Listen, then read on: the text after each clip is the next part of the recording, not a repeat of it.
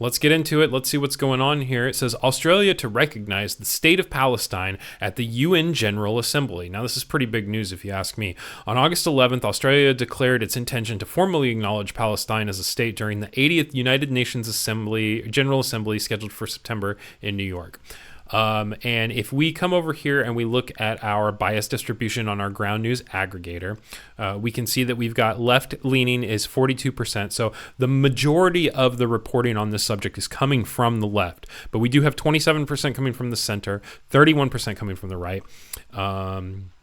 We do have some down here at the bottom. You can see where I'm highlighting right here. It says untracked bias. So you can see that there are some some news sites that definitely have bias that they don't have picked. I see Epoch News in there as well, but it's like, or Epoch Times, Epic Times is how they pronounce it. I don't know. Very questionable publication. But anyway, 75% of the reporting of the sources are high factuality. 14% are coming from independent news sources. And then we have all kinds of stuff. I like to sort my ground news, aggregator by factuality. I like to read sources that come from vetted and high factual sources. So my story today is actually from the highest reporting factuality source on the ground news site, and it says it's Dawn, as in the dish soap. I'm not sure. Let's get over here and look at the article. So Dawn e-paper. Yeah, it doesn't say much about it, but it does say, if you look at the if we go back over here to it, it says the Dawn Media Group, very high factuality, and they are left-leaning publications. So we do need to keep that in mind when we read this. The right would probably report on this story a little bit differently. So let's go ahead and read it and get into it here. It says, Paris, 3/4 of UN members have already or soon plan to recognize Palestinian statehood, with Australia on Monday becoming the latest to promise it will do so at the UN General Assembly next month. Australia will recognize the state of Palestine at the 80th session of the United Nations General Assembly in September to contribute to the international momentum towards a two-state solution, a ceasefire in Gaza, and the release of hostages, Prime Minister Anthony Albanese said in a statement. The conflict raging in Gaza since October 2023 has received global push for Palestinians to be given their own state, or a state of their own. The action breaks with the long-held view that the Palestinians could only gain statehood as part of a negotiated peace with Israel. At least 145 of the 193 UN members now recognize or plan to recognize Palestinian statehood, including France, Canada, and Britain. Here's a recap of the Palestinians' quest for statehood. 1988, Afet proclaims state. On November 15th in 1988, during the first Intifada, Palestinian leader Yasser Arafat unilaterally proclaimed an independent state with Jerusalem as its capital. He made the announcement in Algiers at a meeting of the exiled Palestinian National Council, which adopted the two-state solution as a goal, with independent Israel and Palestine states existing side by side. Minutes later, Algeria became the first country to officially recognize an independent Palestinian state. 2011 to 2012 UN recognition. In 2011, with peace talks at a standstill, the Palestinians pushed ahead with a campaign for full UN membership. The quest failed, but in a groundbreaking move on October 31st of that year, the UN cultural agency UNESCO voted to accept Palestinians as full members, much to the dismay of Israel and the United States. In November 2012, the Palestinian flag was raised for the first time at the United Nations in New York after General Assembly overwhelmingly voted to upgrade the status of Palestinians to non-member observer state. New push.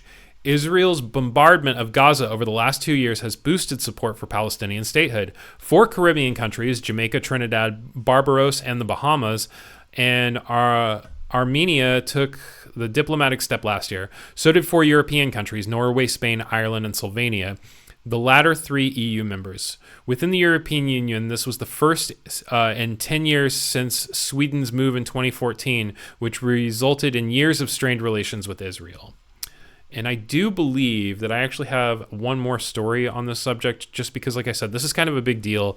And I said last week I would read an extra story, so I'm going to read an extra story in regards to this this article, and this is from local12.com. So we'll look over on our aggregator. It must have been pretty high up here. Yeah, it was WKRC in Cincinnati. And this is a very high factuality center leaning from the Sinclair broadcast group. So you got to take Sinclair with a grain of salt, but we'll go ahead and read the article from them. So, because a lot of times the local places have a little bit more control on what they report over. Australian Prime Minister Anthony Albanese said Australia will recognize a Palestinian state in a statement Monday. Australia will join France, Britain, and Canada in recognizing the Palestinian state. Albanese's remarks come from weeks of urging from his cabinet and growing criticism from government officials to recognize a Palestinian state. Albanese said, I'm probably pronouncing that wrong, and I apologize if I am, the state of suffering in Gaza is a humanitarian catastrophe. That is true. After the cabinet's meeting on Monday, the Prime Minister said Australia's decision to recognize a Palestinian state will be formalized at the United Nations General Assembly in September. The Australian government recently criticized Israeli leader Benjamin Netanyahu for new sweeping military offenses in Gaza that was announced on Sunday, which I believe we reported on, or no, this is something new, but we did report on Friday about Israel taking over Gaza City. So the Prime Minister laid out conditions that must be met for Palestinian recognition. Commitments include Hamas not holding any roles in Palestinian government, demilitarizing Gaza, and a guarantee to hold elections. A two-state solution is humanity's best hope to break the cycle of violence in the Middle East and bring an end to the conflict, suffering, and starvation in Gaza, the Prime Minister said after a cabinet meeting. He continued criticizing the Israeli government. The situation in Gaza has gone beyond the world's worst fears, he said. The Israeli government continues to defy international law and deny sufficient aid, food, and water to desperate people, including children.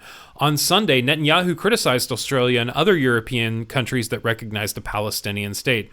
To have European countries... I can't do a Netanyahu, sorry. To have European countries and Australia march into that rabbit hole, this canard, is disappointing and I think is actually shameful, Netanyahu said. The Prime Minister re-edited Australia's call for Hamas to return Israeli hostages held since October 7th, 2023. Recognition of Palestinian state is growing. Almost 150 of the 193 members of the United Nations have recognized Palestinian statehood. Many of these members recognized Palestinian statehood decades ago. However, the United States and many other Western countries have, for years, held off on recognition. Most Western countries cited that Palestinian statehood is the final step to resolving the conflict in the Middle East. Following the Prime Minister's announcement, both Australian, Jewish, and Palestinian groups have criticized the government's move. By recognizing Palestine's state now, Australia elevates the position of Hamas, a group it acknowledges as a terrorist organization. Israel's envoy to Australia, Amir Memon, posted on social media.